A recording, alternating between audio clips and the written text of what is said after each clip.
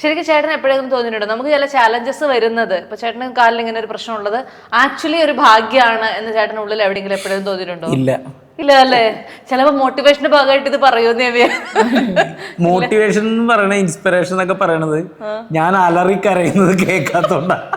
പോത്തിന്റെ പോലെ ഞാൻ കരയും.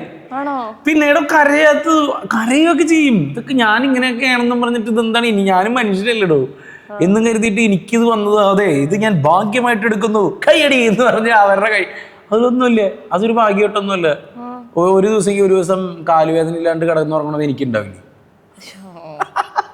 അത്ര ഉള്ളത് മനസ്സിലായില്ലേ? അല്ലാണ്ട് ഇതൊരു ഒരിക്കലും ഇപ്പൊ വീണ അറിയാണ്ട് ചോദിച്ചാണ് അവളെ ഒന്നും ചീത്ത പറയരുത്.